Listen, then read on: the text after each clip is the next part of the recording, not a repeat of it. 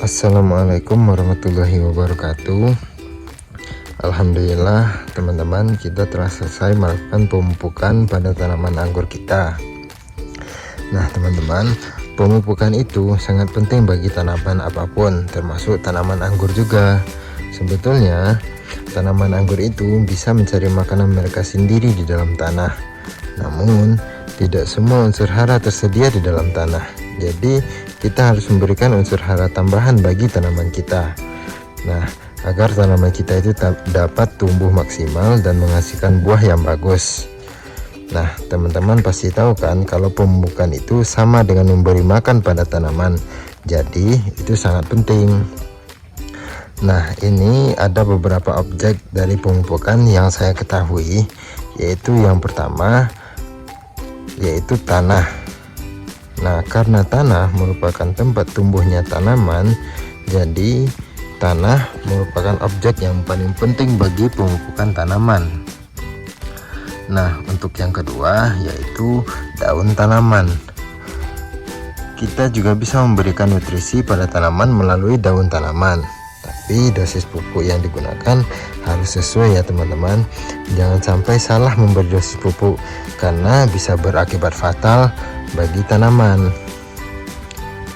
Nah, objek yang ketiga yaitu unsur hara, atau bisa juga kita sebut makanan dari tanaman.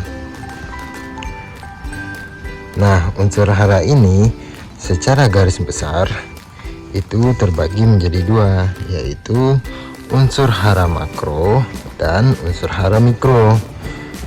Nah, unsur hara makro yaitu unsur hara yang dibutuhkan tanaman dalam jumlah yang besar, atau bisa dibilang unsur hara makro ini adalah makanan pokok dari tanaman. Nah, apa saja yang termasuk ke dalam unsur hara makro?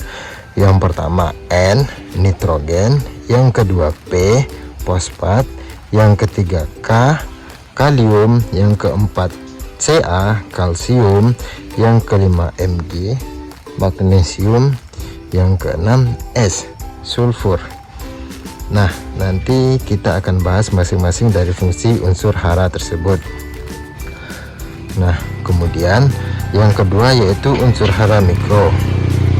Unsur hara mikro yang dibutuhkan oleh tanaman dalam jumlah yang sedikit.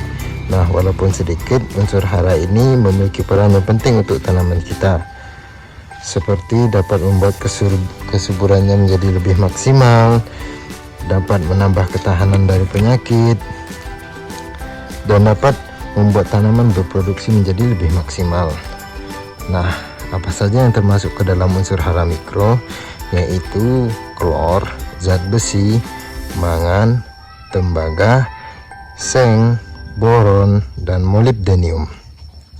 Nah, untuk melakukan pemupukan yang bagus, caranya yaitu kita mengetahui apa saja kebutuhan dari tanaman kita, bukan asal beri pupuk saja, karena setiap tanah mengandung unsur hara yang berbeda-beda. Jadi pemberian pupuk tergantung pada kondisi tanaman kita. Sama halnya dengan manusia, misalnya kita mau makan, terus di depan kita itu sudah ada nasi, masa mau tambah nasi lagi? Gak ada lauknya dong, berarti yang kurang itu lauknya. Nah, tanaman pun seperti itu. Misal di dalam tanah itu sudah mengandung banyak sekali nitrogen. Nah, jadi kita tidak perlu lagi memberikan pupuk nitrogen dengan kadar yang tinggi. Nanti tanaman kita malah rentan akan penyakit atau kelebihan dosis. Nah, teman-teman, jadi mungkin hanya itu yang dapat saya sampaikan tentang pemupukan. Itu yang saya ketahui.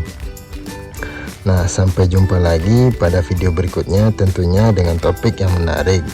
Assalamualaikum warahmatullahi wabarakatuh.